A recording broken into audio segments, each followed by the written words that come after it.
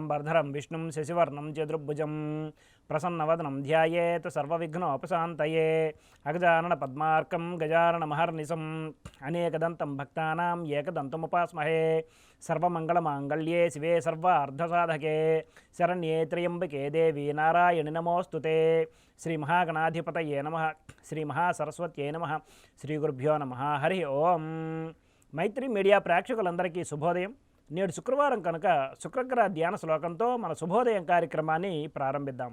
ఓం హిమకుందమునుడాలాభం దైత్యానాం పరమం గురుం సర్వశాస్త్ర ప్రవక్తారం భార్గవం ప్రణమామ్యహం అనే ధ్యాన శ్లోకాన్ని నేడు అవకాశం ఉన్నంత వరకు పారాయణ చేయండి. ఆంగ్ల తేదీ ప్రకారం తేదీ 22/3/2024 శుక్రవారం, శ్రీ శోభకృతనామ సంవత్సరం, ఉత్తరాయణం, శిశిర ఋతువు, పాల్గొన మాసం, శుక్లపక్షం, జయతిథి అయిన త్రయోదశి పూర్తిగా అనగా రేపు సూర్యోదయం వరకు ఉన్నది పిమ్మట చతుర్దశి.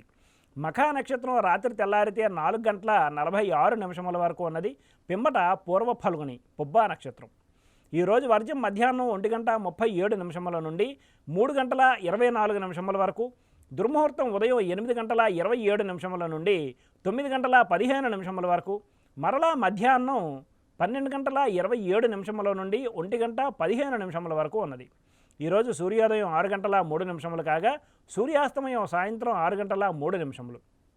ఈరోజు శుక్రవారం కనుక పశ్చిమ దిశగా ముఖ్యమైన ప్రయాణాలు చేయటం అనుకూలం కాదు, మరియు ఉత్తర దిశగా చేసే ప్రయాణాలు ధాన్యలాభాన్ని చేకూరుస్తాయి. ఇక నేటి శుభ సమయాలను పరిశీలిస్తే సూర్యోదయం నుండి 7 గంటల వరకు, మరలా సాయంత్రం 7:30 నుండి 9 గంటల వరకు మంచిది.